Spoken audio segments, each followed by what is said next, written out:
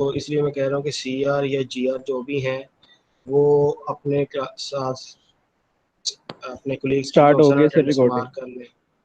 नहीं, मेरे पास असल ना अभी तक ये रिकॉर्डिंग। मेरे पास अभी तक ये रिकॉर्डिंग ऐसे ही है कि अभी स्टार्ट होनी है। इसलिए आप यहाँ पे अपनी चैट पे बेशक ना भेजें, क्योंकि ये मेरे पास आई एम नॉट श्योर कि ये सेव होगी। अब आके ये स्टार्ट होनी शुरू हुई है, आई एम नॉट श्योर कि ये पिछली जिन लोगों ने भेजी है अटेंडेंस ये मेरे पास सेव रहेगी। इसलिए मैं कह रहा हूँ जो आपके सी आर हैं ये अटेंडेंस मार्क कर लें अपने कोलीग्स की, और फिर मुझे ना आप बेशक सेंड कर दीजिएगा।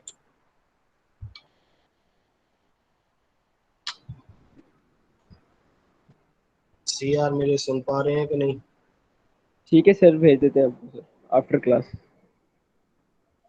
Okay sir. चलें, ओके बस सर। ठीक हो गया। तो जी स्टूडेंट्स, एनी पर्सन जो हमें बताना चाहे कि लास्ट लेक्चर में हमने क्या चीज़ें पढ़ी थी।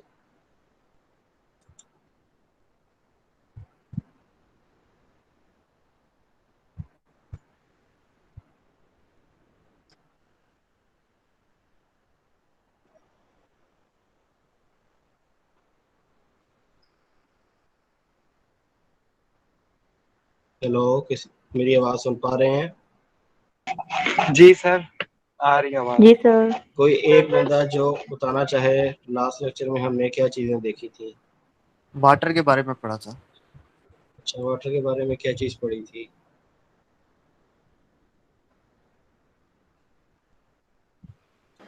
इंटरेक्शन ऑफ एक्वियस इंट्रैक्शन, उसकी सॉल्यूशन। बॉन्डिंग और उसके अलावा उसके हाइड्रोफिलिक हाइड्रोजन बॉन्डिंग पड़ी थी। प्लीज़ एक वक्त में एक बंदा ना। उसकी बॉन्डिंग, जी। इंट्रैक्शन, हाइड्रोफिलिक और हाइड्रोफोबिक रिएक्शन, उसके इंट्रैक्शन किसी colligative properties. Polar non polar. अच्छा जी, पोलर नॉन पोलर में डिफरेंस। पोलर डिसॉल्व होते हैं वाटर में, नॉन पोलर नहीं डिसॉल्व होते वाटर में। किस तरह से डिजोल्व होते हैं? सोल्यूट की कॉन्सेंट्रेशन, जी। कॉन्सेंट्रेशन ऑफ सोल्यूट सर, उसकी बेस नहीं, पे। कोई और रीज़न? वाटर असल में जी। कैसे सर? बिकॉज पोलर्स और हाइड्रोफिलिक वाटर लवर होते हैं इसलिए। किस तरह से होते हैं? Electronegativity sir. हाँ, इलेक्ट्रोनेगेटिविटी की वजह से।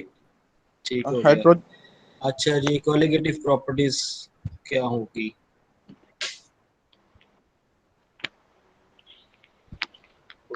ये सिर्फ यार ये दो तीन मेल्टिंग स्टूडेंट्स बोल पॉइंट रहे सर, हैं, इसके अलावा बॉइलिंग ये पॉइंट, एक मिनट शहरियार साहब, आप मेल्टिंग। जरा खामोशी इख्तियार करें, थोड़ा सा किसी और को बोलने दें। ये शहरियार और नईम ये दोनों ही बोल रहे हैं, कोई और बंदा नहीं बोल रहा। ये शहरी ये स्टूडेंट सिर्फ दो तीन हैं जो बोल रहे हैं। Okay sir, okay.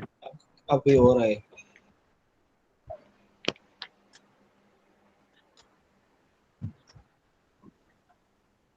Sir colligative properties होती हैं रेशो, नंबर सोल्यूट की रेशो के ऊपर डिपेंड करती है, नंबर ऑफ सोल्यूट के ऊपर, नंबर ऑफ पार्टिकल्स के ऊपर, एंड नंबर ऑफ सॉल्वेंट ठीक मॉलिक्यूल्स है। के ऊपर डिपेंड। अच्छा, आप ये मुझे बताएं, ये फिजिकल होती हैं केमिकल होती हैं? फिजिकल। ठीक है, फिजिकल होती हैं। ठीक है, ठीक है। चलें, अब और किसी स्टूडेंट ने आना तो नहीं है?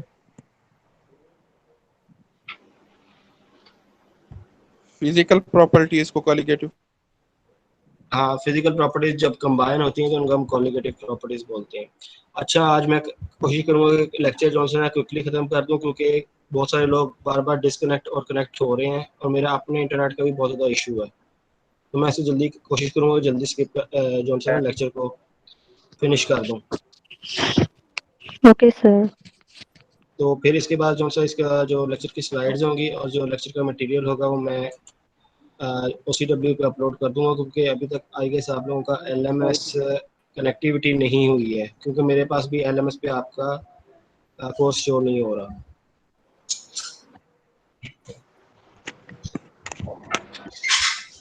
जी सर, ऐसे ये LMS नहीं बना अभी तक रेडियोलॉजी का तो। सर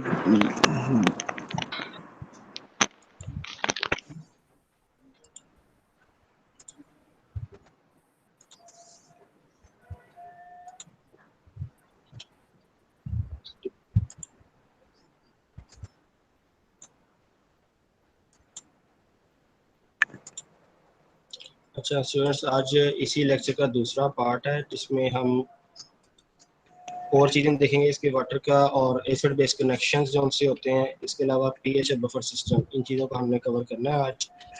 तो इसमें जो सा है यही चीज़ें जो आपने लास्ट, जिस तरह मैं आपको दिखा रहा हूँ कि आपने लेक्चर की स्लाइड्स को सिर्फ आपने पढ़ लेना है, और इसके अलावा जो सा लेक्चर का मटेरियल मैं अपलोड करूँगा उसमें जो भी हाईलाइटेड चीज़ें होंगी ये चीज़ें आपने सिर्फ पढ़ लेनी है। तो बाकी आपको ये जो सा है कि बहुत ज़्यादा रट्टे मारने की ज़रूरत नहीं है, आपके कॉन्सेप्ट अगर क्लियर होंगे बस ठीक है, इतना काफ़ी है। और जो एग्ज़ाम होगा वो इस हिसाब से होगा कि वो, मैं ये नहीं चाहूँगा कि आप लंबी चौड़ी गिट्ठें लिख के या पेज काले करके मुझे दे दें, बस टू दी पॉइंट चीज़ें होनी चाहिए।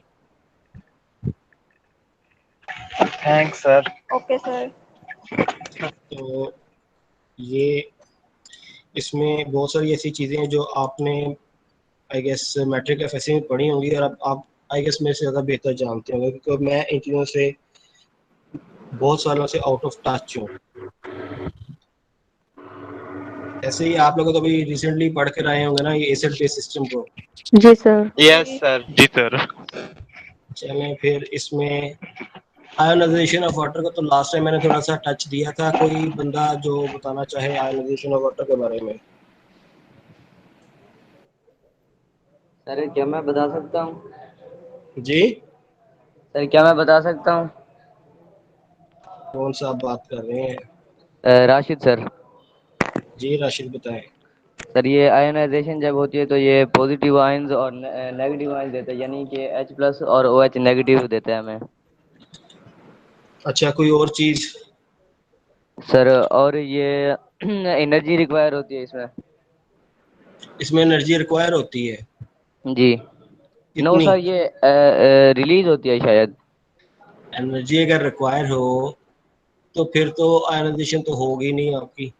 सर जी तब तो सर पॉट ये बनता होता है।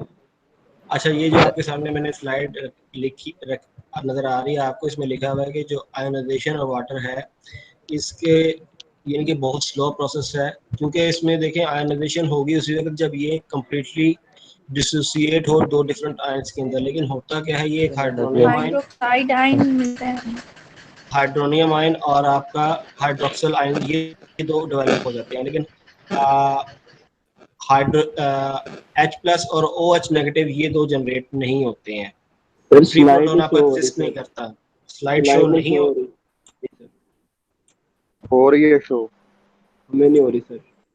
हो रही है। अभी कुछ को शो हो रही है, कुछ को शो नहीं हो रही है, क्योंकि मैं तो प्रेजेंट कर रहा हूँ। लेकिन अब आई गेस कोई इंटरनेट कनेक्टिविटी का इशू है या मेरी साइड पे या किसी स्टूडेंट की साइड पे, तो मे भी इस वजह से सर इशू के आ रहा हो नेम कि जहाँ पे लिखा है वहाँ पे टैप करें। सर की तो पिंड है ना, वो तो सामने आएगी जो पिंड होती है वो स्क्रीन सामने आती है अपनी, लेकिन स्क्रीन वो उनकी स्लाइड शो नहीं हो रही, स्क्रीन तो पिंड है। जी स्लाइड शो हो रही है कि नहीं हो रही है? सर हो रही है। हो रही है सर। सर हो रही है। हो रही है सर। हो रही है सर। हो रही है चलो सर। बस ठीक है, ठीक है, ठीक है। जी सर। अच्छा ये मैंने आपको लास्ट टाइम एक चीज एक्सप्लेन की थी, hydrogen bonding. Hydrogen bonding intermolecular है या इंट्रामॉलिक्यूलर है? इंटरमॉलिक्यूलर। इंटर और इंट्रा?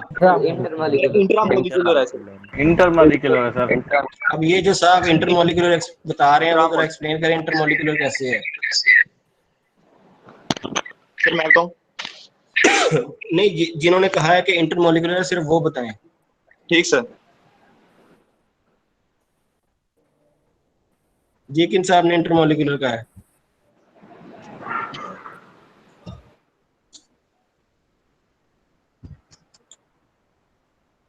सर अब नहीं आता कोई भी आगे। यार अगर क्या हो गया, देखें आपने गलत भी बोला है तो कोई नहीं, आप अपने कॉन्सेप्ट को एक्सप्लेन करें, फिर उसकी तस्वीर भी जितना मुझे आता होगा मैं उसकी तस्वीर करने की कोशिश करूंगा। सर ये हाइड्रोजन बॉन्डिंग इंटरमॉलिक्यूलर इसलिए है क्योंकि ये मॉलिक्यूल्स के दरमियान में होती है ये नहीं नहीं बॉन्डिंग। देखिए बेटा, बात ये होती है कि मॉलिक्यूल जो सा ना, water itself is a molecule, ठीक है। इसी तरह वाटर का एक दूसरा मॉलिक्यूल है। जब ये दो डिफरेंट मॉलिक्यूल्स एक ही चीज के हैं ना, उनके दरमियान होगी तो ये इंट्रा मॉलिक्यूलर कहलाएगी। जी सर। ठीक है। अगर तो ये देखें, जो वाटर का अपना एक मॉलिक्यूल है, उसके अंदर जो बॉन्ड्स हैं ऑक्सीजन और हाइड्रोजन के दरमियान, वो कोवलेंट बॉन्ड है, वो हाइड्रोजन बॉन्ड नहीं है। लेकिन जब दो वाटर के मॉलिक्यूल्स होंगे और उनके एक का ऑक्सीजन और दूसरे का हाइड्रोजन, इनके दरमियान जो बॉन्ड डेवलप होगा, ये हाइड्रोजन बॉन्ड है। तो ये बेसिकली इंट्रामोलिकुलर कहलाएगा, नॉट इंटरमोलिकुलर। Yes sir. ठीक है। अब जो सा आपका ये इंट्रामोलिकुलर हाइड्रोजन बॉन्डिंग बनती है, ये जो सा है, ये सीरीज बनती है और कंटिन्यूसली चलती जाती स्पीड से। इसको हम प्रोटॉन होपिंग कहते हैं, जिसकी वजह से जो ना आपका करंट से भी इस तरह आप समझ लें कि पानी के अंदर एक करंट जो पास हो रहा होता है, वो इस प्रोटॉन होपिंग की वजह से होता है। मतलब ये ऐसे फील होगा जब ये कि जिस तरह बहुत स्पीड से आपके हाइड्रोजन और oxygen atom of different water molecules आपस में कंबाइन होंगे, तो इतनी तेजी से प्रोसेस होगा कि ये ऐसे लगेगा जैसे करंट पास होता है ना, इलेक्ट्रिक फील्ड जनरेट होता है, और बहुत तेजी से होता है, उससे भी ज्यादा तेजी से ये प्रोसेस हो रहा होता है। इसी तरह से जो सर आपके एसिड और बेस रिएक्शन जो से होते हैं ना, वो बहुत फास्टली मूव करते हैं।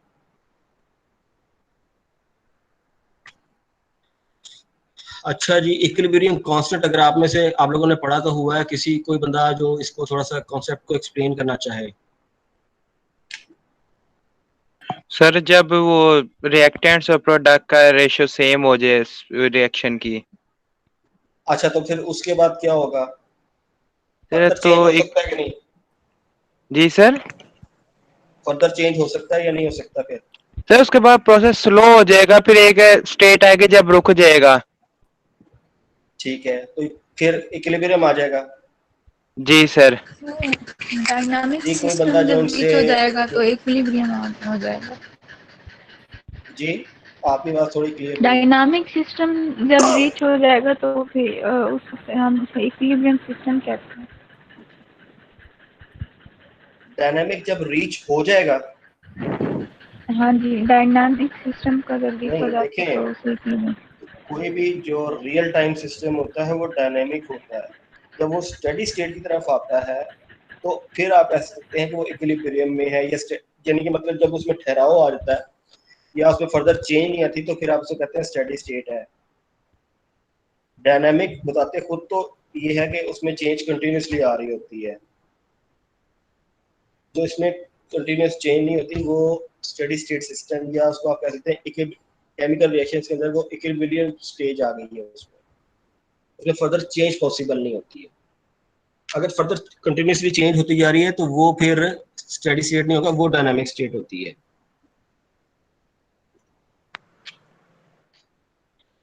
अच्छा, जब आप वाटर के सिस्टम में हम इक्विलिब्रियम कांस्टेंट कैलकुलेट करते हैं तो इसमें कंसंट्रेशन होती है आयंस की, हाइड्रोजन आयंस और हाइड्रो ऑक्साइड आयंस की, और इसको हम रेशियो ली जाती है इसकी वाटर के मॉलिक्यूल्स के साथ।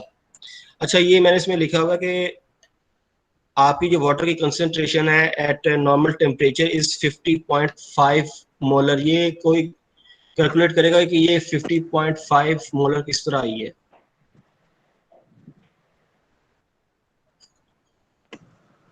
इसका कॉन्सेप्ट मैंने ये रेड बॉक्स में लिखा हुआ है, अगर कोई कैलकुलेट कर सके मुझे बताया कैसे होगा ये कैलकुलेट।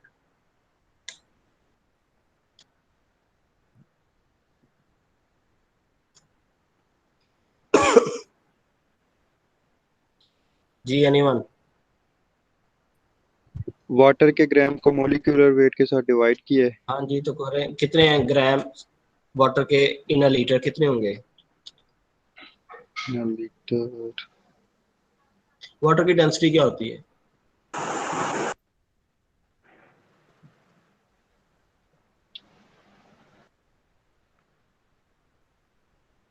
जी, वाटर की डेंसिटी क्या होती है?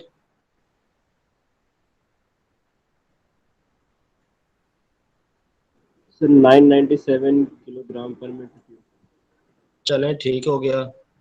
चलें, इसको हम राउंड कर लेते हैं। इट इज 1000 ग्राम्स पर litre divided by molecular weight of water. Molecular weight कितना है वाटर का? 18। ठीक है। 18 सर 18। हाँ जी, 1000 बाय 18 क्या आएगा आपका? सर 55. बस ठीक है, तो ये जो मैंने आपको कंसंट्रेशन मेंशन की हुई है ये इस तरह कैलकुलेट होगी, ठीक है। तो जो हमने इक्वेशन ऊपर इक्विलिब्रियम कांस्टेंट की लिखी हुई है उसमें वाटर जो हमने लिखा है जिसमें आयंस को हम डिवाइड करें कंसंट्रेशन ऑफ वाटर से, तो उसकी जगह हम ये 50.5 मोलर लिख के इक्वेशन रीअरेंज करेंगे, तो ये जो सा हमारा है ये आयंस का प्रोडक्ट जो सा है KW प्रोडक्ट ऑफ आयंस वो इक्विवेलेंट आ जाएगा इसके 50.5 इंटू के इक्विलिब्रियम कांस्टेंट ऑफ वाटर। और इक्विलिब्रियम कांस्टेंट ऑफ वाटर जो सा है ये इलेक्ट्रिकल कंडक्टिविटी मेजरमेंट की जा सकती है, इसको आप कर सकते हैं। इस मेजरमेंट से इसकी हमने वैल्यू कैलकुलेट की हुई है, एक्सपेरिमेंटली ये वैल्यू आई है और it is a standard value 1.8 into 10 raised to power minus 16 molar, it is the standard value. इससे हम जो प्रोडक्ट ऑफ आयंस कैलकुलेट कर सकते हैं वो आ रहे हैं 1 into 10 raised to power minus 14 molar square. तो चूंकि ये वाटर है और ये न्यूट्रल होता है, इसकी ना ये एसिड है ना ये बेस है, तो इसमें आपके हाइड्रोजन और हाइड्रोक्सिल आयंस की कंसंट्रेशन इक्वल होनी चाहिए या कम, एक की ज्यादा और किसी की कम होनी चाहिए? सर इक्वल होनी चाहिए। सर इक्वल होनी चाहिए। जी इक्वल होनी चाहिए। इक्वल होनी चाहिए। कोई और? सर इक्वल होनी चाहिए। अगर कोई ऐसा जो कहेगा इक्वल नहीं होनी चाहिए? सर इक्वल होनी चाहिए क्योंकि वाटर न्यूट्रल है। ठीक है, इक्वल होनी चाहिए तो सर। इसको हम कैलकुलेट करने के लिए, चूंकि ये वो तो प्रोडक्ट था हमारे पास, तो इसलिए इसका यूनिट था मोलर स्क्वायर। तो अगर किसी एक आयन की होगी तो वो सिंपल मोलर होगा, तो इसके लिए हम उसका स्क्वायर रूट लेंगे और आपके पास इसकी वैल्यू आ जाएगी किसी भी आयन की। और हाइड्रोजन और हाइड्रोक्सिल आयन की वैल्यू होती है स्टैंडर्ड टेम्परेचर कंडीशंस के ऊपर 1 into 10 raised to -7 मोलर। ये स्टैंडर्ड वैल्यूज हैं, ये ऐसी वैल्यूज हैं, इनको आप थोड़ा सा बस रिमेंबर रख लीजिए, क्योंकि अगर इस तरह का कोई क्वेश्चन इजी हो जाएगा, ये मैं दे सकता हूँ एग्जाम में या किसी आपको उसमें क्विज वगैरह में, तो चलें ये चीजें आपको ना जो थोड़ी बहुत ऐसी वैल्यूज हैं ये आप याद रखिएगा, ठीक है? Okay sir. Okay sir. Okay sir. अच्छा जी, ठीक है ठीक है। अच्छा, पीएच स्केल के बारे में किसी को कोई आइडिया? सर ये उसकी किसी भी सॉल्यूशन की वो बताता है कि ये कितना एसिडिक है कितना बेसिक है। ठीक है, किस सर पे आप अगर बता? सर अगर जी, लेस देन 7 होगा तो एसिडिक होगा और अगर मोर देन 7 होगा तो बेसिक। अच्छा तो 7 पे आप ये किस न्यूट्रल। बेस पे, नहीं वो ठीक है, ये आप किस बेस पे डिसाइड करते हैं कि ये एसिडिक है कि नहीं? सर वो पीएच बेस पे सर। सर कलर्स सर भी तो होते हैं पीएच पेपर पे। PH concentration of ions. Positive and OH negative की कंसंट्रेशन को ज़ाहिर करता है सर।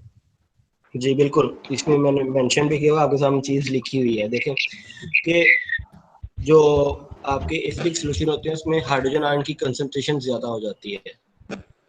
जैसे हमने कहा कि वाटर में हाइड्रोजन और हाइड्रोक्सिल आयन दोनों की कंसंट्रेशन बराबर होती है, इसी तरह से न्यूट्रल होता है। जैसे ही आपके सॉल्यूशन एसिडिक होता है तो आपके हाइड्रोजन आयन की कंसंट्रेशन बढ़ जाती है और हाइड्रोक्सिल आयन की कंसंट्रेशन कम हो जाती है। लेकिन हम इसको जो इसका मैथमेटिकल फॉर्मूला है वो चूंकि log minus log of H positive ion concentration है, तो इसकी वैल्यू जितनी कम होती जाएगी पीएच की वैल्यू, उतने आपके हाइड्रोजन आयन की कंसंट्रेशन बढ़ेगी। इसी तरह अगर इसकी वैल्यू आपकी पीएच की पॉजिटिव में बढ़नी शुरू हो गई है तो इसका मतलब आपके हाइड्रोजन आयन की कंसंट्रेशन कम हो गई है, क्योंकि इसमें नेगेटिव जो सा है वो इसको रिवर्स कर देता है प्रोसेस को।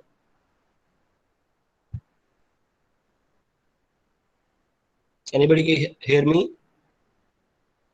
यस सर समझ आ चलिए चलें, ये जो मैंने एक वाटर की सिंपल, अगर आपका एसिडिक सॉल्यूशन है जिसमें हम H और पॉजिटिव आयन या OH नेगेटिव आयन की कंसंट्रेशन इक्वल होती है, तो हम उसकी कैलकुलेट की हुई है, तो इसकी वैल्यू 7 आती है।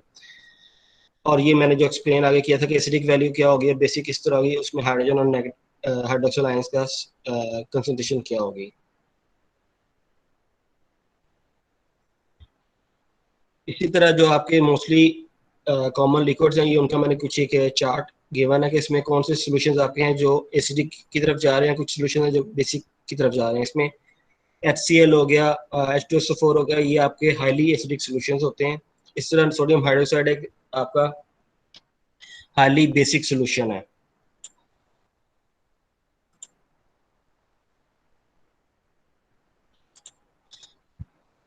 तो इसके दरमियान आपके कुछ और सॉल्यूशंस हैं जो न्यूट्रल के करीब हैं, जिस तरह ये मिल्क हो गया, सलाइवा हो गया, ये थोड़े थोड़े आपके एसिडिक या बेसिक की तरफ है, लेकिन मोस्टली ये न्यूट्रल के करीब करीब ही हैं। इसी तरह आपके कुछ ऐसे सॉल्यूशन हैं जो हम कॉमन यूज करते हैं, बहुत एसिडिक होते हैं, जिस तरह आपने देखा होगा ये नींबू का रस जो होता है, आप जब टेस्ट करते हैं थोड़ा सा कुछ होता है, इसमें बेसिकली ये एसिडिक होता है, इस तरह से ये थोड़ा सा कुछ होता है। इसका माइक है।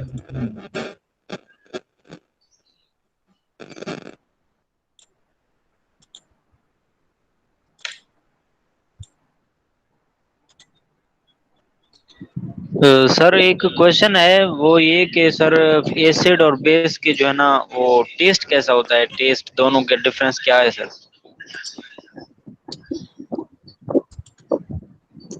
टेस्ट ऐसी कोई क्वालिटी नहीं है कि आप एसिड या बेस को डिफरेंशिएट कर सकें। अगर वो बहुत एसिडिक होगा या बहुत बेसिक होगा तो वो आप टेस्ट तो करेंगे तो सही, लेकिन उसके बाद फिर आपकी जुबान बाकी नहीं बचेगी। जैसे 1 pH वाला एसिड टेस्ट करवाएं। मैं वही कह रहा हूँ ना कि अगर आप बहुत ऐसा एसिड आपने टेस्ट कर लिया तो फिर आपकी जुबान जो है कुछ करने के बाद काबिल नहीं रहेगी बाद में। सर बच्चे को इजाजत दें, वो कह रहा है ना, उसे चखने दें सर। मेरा बताना फर्ज है, आगे स्टूडेंट ने चखना चाहता है तो उसकी मर्जी है। अच्छा तजुर्बा हो जाएगा सारा टेस्ट का हो जाएगा, लेट ये टेस्ट कभी भूलेगा नहीं। अच्छा टेस्ट का भी पता लग जाएगा ना। ये आपकी क्लास की टोटल स्ट्रेंथ कितनी? 95 स्टूडेंट्स हैं, 94 स्टूडेंट्स हो गए हैं सर 2 सेक्शन है जी। सर 54 या 53 है हमारी क्लास के रेडियोलॉजी के। सर हमारे भी 40 के करीब है, 50 40 to 44 MLT के सर। चलो ठीक है।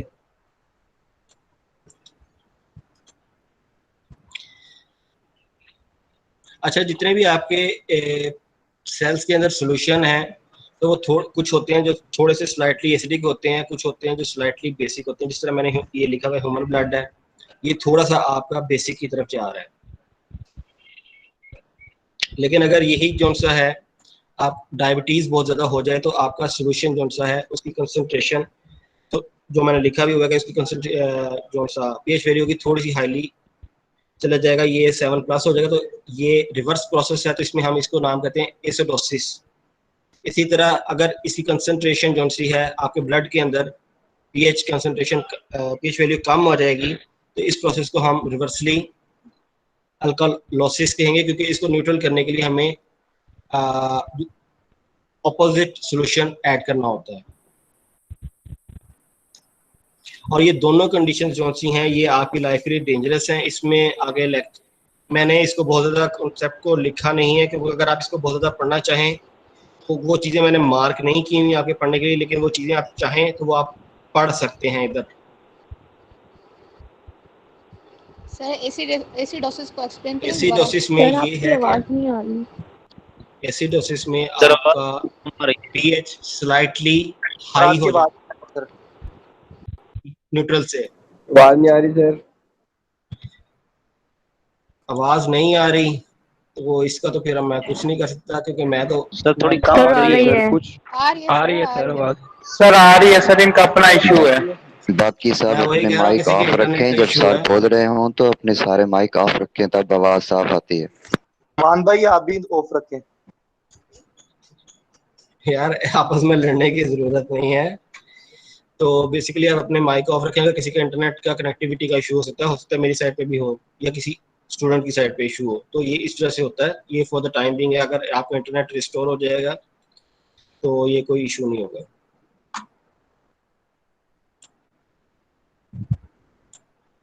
अच्छा एसिडोसिस में आपका पीएच जो से स्लाइटली न्यूट्रल से थोड़ी सी हाई हो जाती है।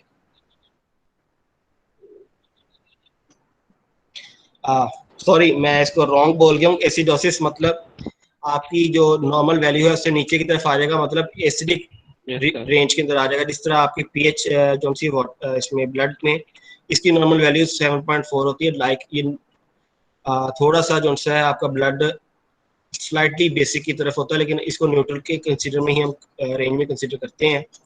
तो जैसे इसकी वैल्यू इससे नीचे आती है तो ये एसिडिक होना शुरू हो जाता है। तो जाहिर बात है हमारी जो नर्व्स हैं वो इस काबिल नहीं है कि हम एसिडिक सोल्यूशन या बेसिक सोल्यूशन को सहार सकें, तो ये जो सा है प्रॉब्लम क्रिएट करती हैं। तो ये अगर आपका सोल्यूशन या ब्लड जो सा है वो बेसिकली एसिडोसिस की तरफ आ गया, जिसकी पीएच कम हो गई है न्यूट्रल की निस्बत, तो ये भी आपकी लाइफली डेंजरस है। और अगर ये बहुत ज़्यादा बेसिक हो जाए और अल्कलोसिस प्रोसेस की तरफ आ जाए तो ये दोनों चीज़ें आपके लिए डेंजरस हैं लाइफ के लिए।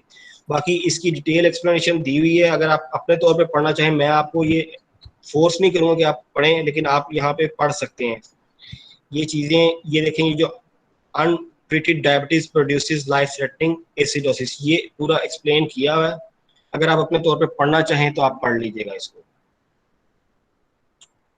सर पेपर टेस्ट वगैरह में तो नहीं ना आएगा ये? मैंने आपको यही कहा कि जो चीज़ें मैंने हाईलाइट की आप उनको सिर्फ पढ़ लें, रट्टा मारने की आपको उनको भी ज़रूरत नहीं है। सिर्फ आपको चीज़ें कॉन्सेप्ट क्लियर होना चाहिए, क्योंकि मैंने आपसे कोई लंबी चौड़ी गिट्ठियाँ तो लिखवानी नहीं है। सर स्लाइड शो नहीं हो रही।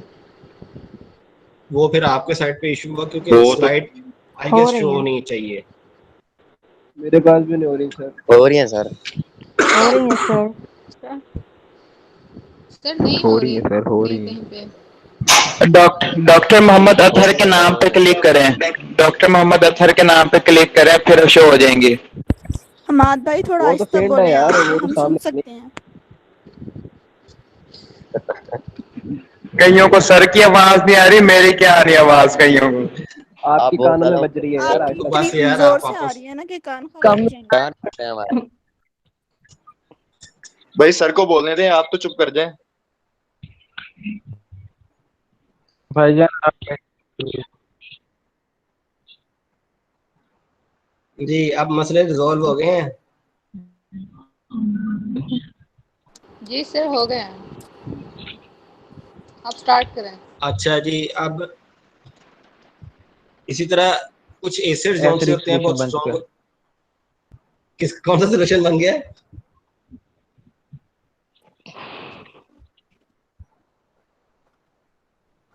अच्छा आपको मैंने बताया था कि पीएच वैल्यू अगर बहुत ज्यादा आपकी बहुत लो हो जाएगी तो एसिड बन गया।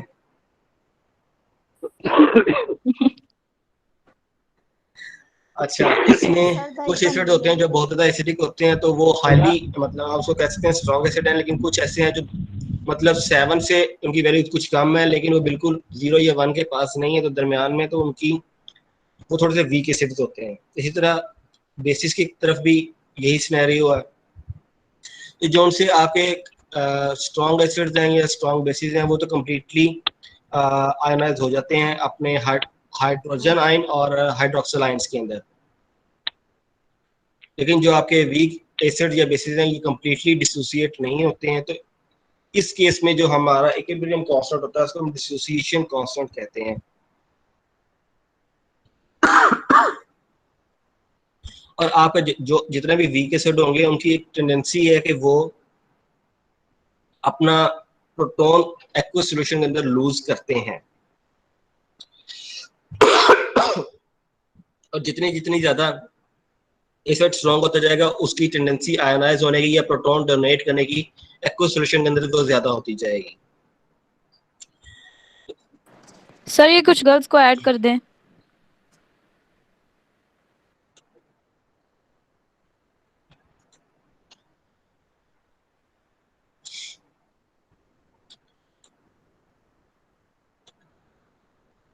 ठीक है, इस डिसोसिएशन कांस्टेंट के कि अगर हम लॉग वैल्यू ले लें तो इसको पीकेए वैल्यू कहते हैं।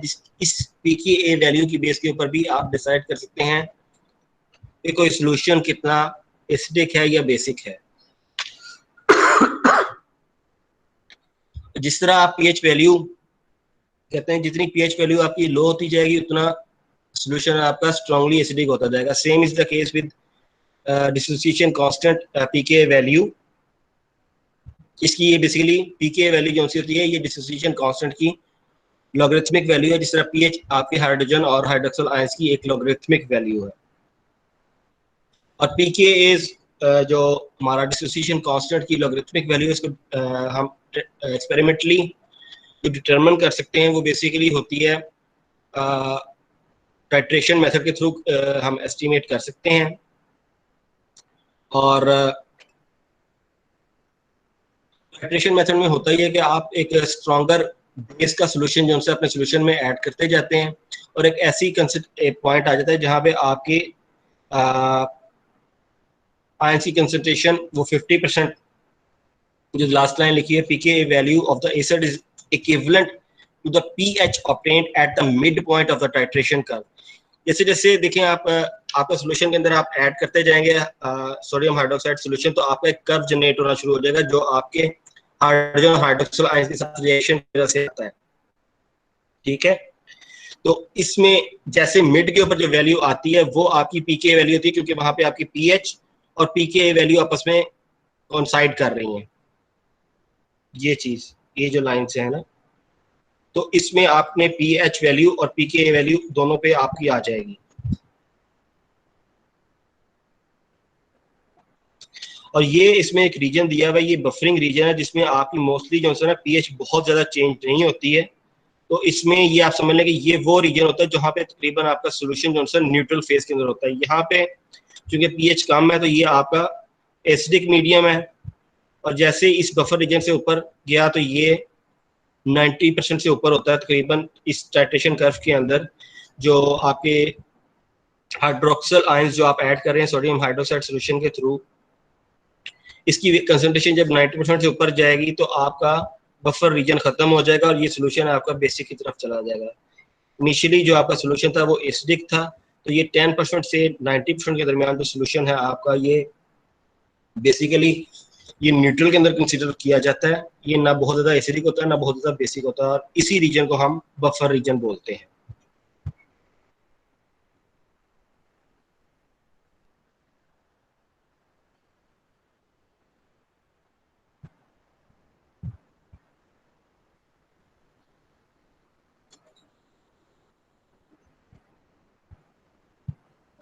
ये वही चीजें जो मैंने एक्सप्लेन की हैं भी थोड़ी सी।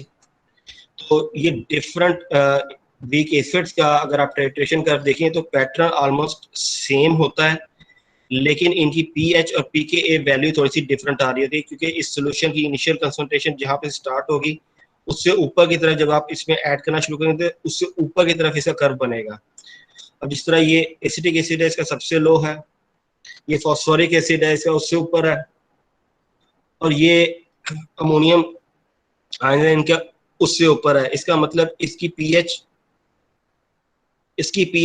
कम है कि किसकी पीएच कम है और किसकी पीएच ज्यादा है, कौन सा एसिडिक है कौन सा बेसिक है।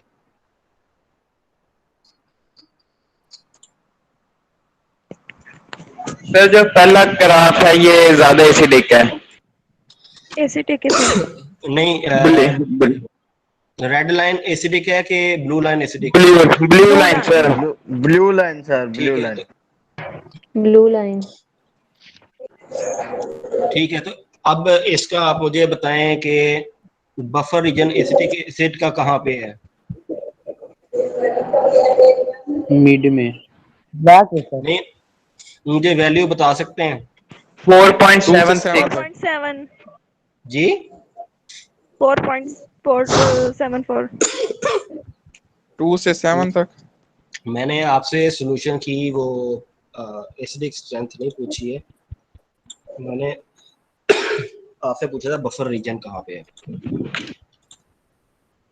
सर 4 से 7 बनेगा। 2 से सर 6.5 बनेगा। 2 से 6.5 सर 10 से 90 के दरमियान बफर। अच्छा, यहाँ पे बफर रीजन बताएं कहाँ पे? 3.10 से 5.76। प्लीज एक बंदा बोले जी। ये कौन खातून बोल रही थी वो बताएं। 3.76 से 5.76 3.7 से 5.76 1 से 9 तक। ये देखें ये क्या लिखा हुआ है 3.7 से 5.76 सामने मेंशन भी है। 3.76 बेसिकली ये 10% पे शुरू हो रहा है, ठीक है, और 5.76 ये 90% के ऊपर आ रहा है। तो ये जो रीजन है ये 10% से 90% के दरमियान पीएच की वैल्यू, ये बफर रीजन होता है जहाँ पे सोल्यूशन ऑलमोस्ट आपका वीक एसिड या वीक बेस का सोल्यूशन जो होता है वो न्यूट्रल कंसीडर होता है। उससे नीचे अगर इसकी वैल्यू होगी तो ये एसिडिक होगा। जब जैसे जैसे आप इसमें सोडियम हाइड्रोक्साइड ऐड करते जा रहे हैं तो ये बेसिक की तरफ जा रहा है। सर क्या हम फिर बफर को न्यूट्रल बोल सकते हैं? जी क्या चीज? बफर को हम लोग न्यूट्रल बोल सकते हैं, बफर रीजन को? बफर ऐसे ही आप इसको बोल सकते हैं, क्योंकि ये मैं आपको आगे दिखाता हूँ बफर की डेफिनेशन। ये आपकी पीएच चेंज नहीं होने देता, मतलब कि इसमें आपका ना आप इसको बोल रहे हैं कि ये जिस तरह पानी है ना, ये ऑलमोस्ट एक तरह से पानी की शक्ल होती है, इसमें ना ये एसिडिक होगा ना ये बेसिक होगा, इसमें आपकी पीएच चेंज नहीं होती है, लेकिन ये एक खास हद तक रेजिस्ट करता है। लेकिन अगर आप इसमें अगर आपका बेसिक सोल्यूशन इस तरफ से स्टार्ट हो रहा है और उसमें आप एफर्ट ऐड करते जाएंगे तो आहिस्ता आहिस्ता एक लिमिट आएगी जब ये इस एसिडिक रीजन के अंदर चला जाएगा। इसी तरह अगर आपका एसिडिक सोल्यूशन है और आप इसमें बेसिक सोल्यूशन ऐड करते जा रहे हैं तो एक लिमिट तक यहाँ से 10% से लेके 90% तक ये रेजिस्ट करेगा, जहाँ पे रेजिस्टेंस तो ये कर रहा है लेकिन ये इसको मुकम्मल तौर पे नहीं रोक रहा है, इसको स्लो डाउन कर रहा है। लेकिन इसके बाद आप देखेंगे कि ये एक शार्प चेंज आ रही है जिसमें आपकी फर्दर आप थोड़ा सा सोल्यूशन ऐड करेंगे तो इसमें एकदम शार्प चेंज आ जाएगी और सोल्यूशन जो सा आपका फर्दर रेजिस्ट नहीं करने की पोजीशन में नहीं रहेगा। ओके ठीक है, अब आप इसमें मुझे बता दें कि जी फॉस्फेट का बफर रीजन 5.86 से 7.86।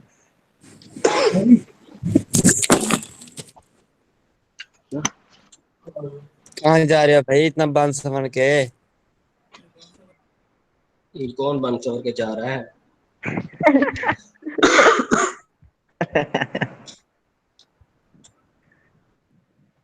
भैया लेक्चर में हो, कहाँ पे हो आप?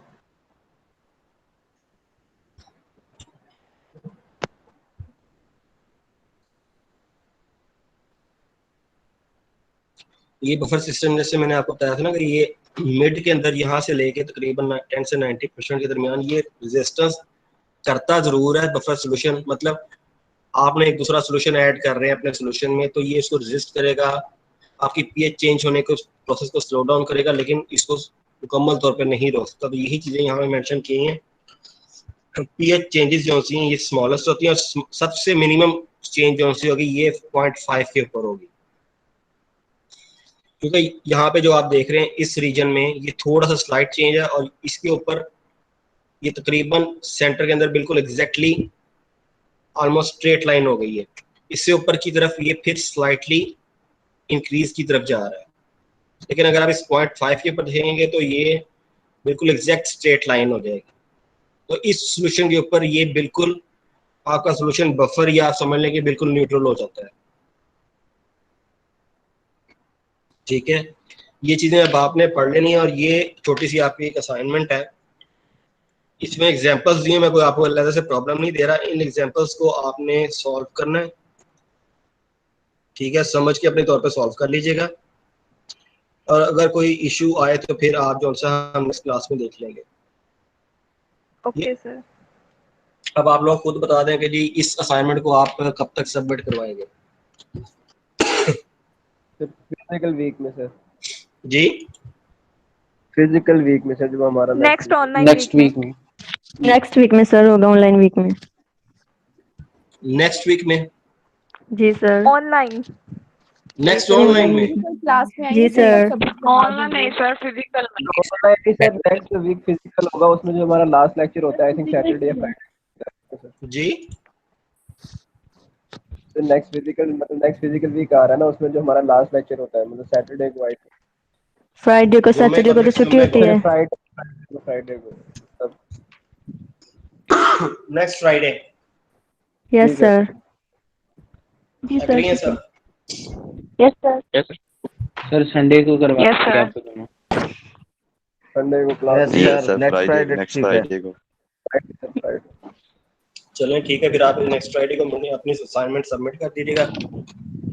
बाकी एग्जांपल तो इसमें सॉल्व हुई हुई है ऑलरेडी, कोई इतना इशू नहीं है। ये जो आपको कोर्स मटेरियल दे रहा हूँ आज के लेक्चर के लिए, इनमें ये सारे एग्जांपल सॉल्व है। सर आप ये OCW पर अपलोड करेंगे? जी OCW पे, क्योंकि अभी तक LMS पे जॉनसन है, आपका कोर्स मेरे पास शो ही नहीं सर है। ये काइंडली व्हाट्सएप कर दें। सर व्हाट्सएप ग्रुप में कर दीजिएगा। ठीक है। OCW से आपके जो CR है ना, वो एटलीस्ट डाउनलोड करके आपको प्रोवाइड कर सकते हैं। जी सर, GR को सेंड कर दीजिएगा, वो हमें सेंड कर देंगी। चलें ठीक है। जी सर। अच्छा, जो आपके CR GR वगैरह ने आपकी अटेंडेंस मार्क कर ली है कि नहीं?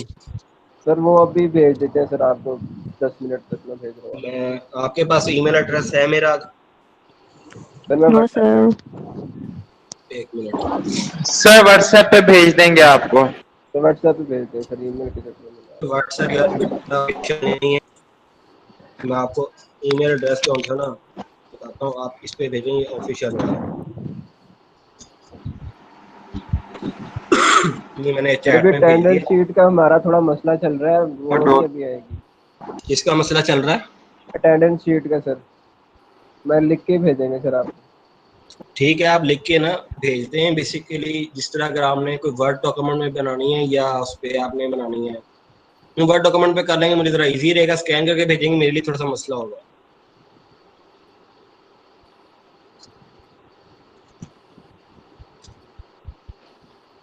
सर अभी असाइनमेंट्स वगैरह बनाने नहीं आती सर, अभी तरीका नहीं पता कैसे बनानी है फाइल्स। जी सर, इसीलिए कह रहे थे ऑनलाइन वीक में कर लेंगे, आप ऑन कैंपस में बता दीजिएगा।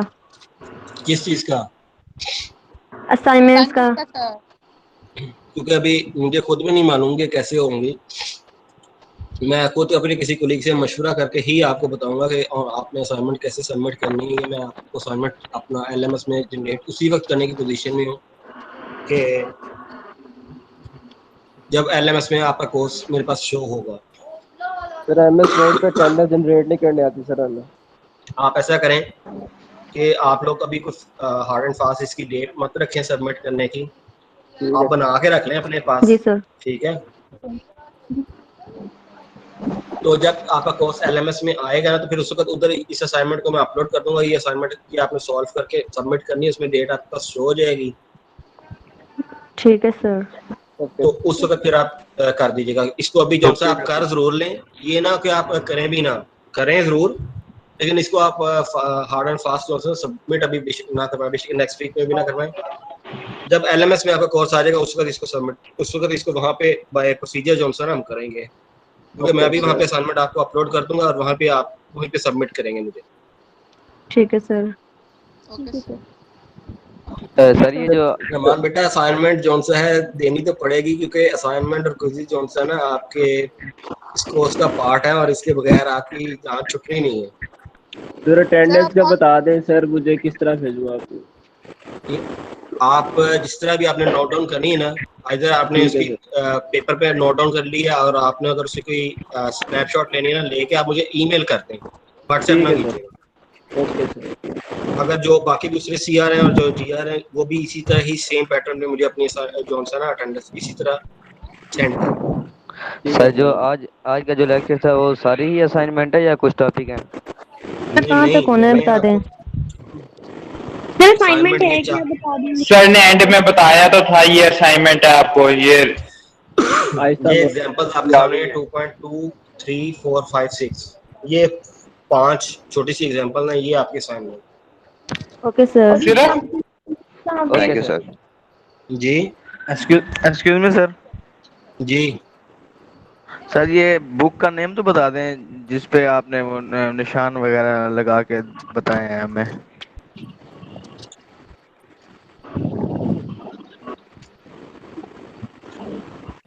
ये बुक है, वो तो हमें PDF में मिल सकती है। PDF में मैं इसको अपलोड आई गेस नहीं कर सकता, क्योंकि इसका साइज साइज लिमिट से ज्यादा है। तो ये पूरी बुक पढ़नी है सर, हाफ? नहीं, मैं आपको जितने पेजेस कह रहा हूँ वो मैंने हाईलाइट अलग से इसी बुक में से निकाल के दिए हुए हैं जो आपने पढ़ने सर हैं। हम लोग बुक शॉप से ही बुक ले लें अब। जी, बुक शॉप से यही बुक ले लें अब। अगर किसी को बुक स्टोर से लेनी है तो वो उसकी मर्जी है, बाकी ये कोई छोटी सी किताब नहीं, अच्छी खासी हैवी बुक है ये। पीडीएफ ठीक है। सर यही ठीक है जो आप दे रहे हैं, क्योंकि ये हाईलाइट हुई है, हमारे लिए आसानी है। बिल्कुल, इसलिए मैंने जितना आपने पढ़ना है ना उसी को हाईलाइट किया। Thank you sir. Sir slides फिर साथ साथ मिल जाती हैं हमें, यही भी काफी है। लेकिन बेहतर है क्योंकि मैंने आपको थोड़ी सी ना समरी सी बताई होती है, पॉइंट्स को थोड़ा सा डिस्कस किया होता है, उनकी जो डिटेल एक्सप्लेनेशन ना वो इसी लेक्चर मटेरियल के अंदर आपको मिलेगी, तो आप एक बार पढ़ लेंगे तो आपके लिए आसान नहीं है। तो ये आप हमें शेयर कर देंगे व्हाट्सएप पे? ये व्हाट्सएप पे नहीं, मैं OCW कहाँ तो है, OCW पे मिल जाएगा। क्या बात है सर। आप इधर अभी रुके, मैं आपको दिखाता हूँ OCW पे आपने कैसे सर्च करना है। सर ये लोग साथ सब बर्तन धो रही है, इन्हें क्या पता चल रहा है कि आपस क्या बता रहे हैं। हामिद भाई सर्च करना आता है हमें। नहीं आपस में और चुप करके देखे जो मैं दिखा रहा हूँ। ये OCW आपने ओपन कर लिया है।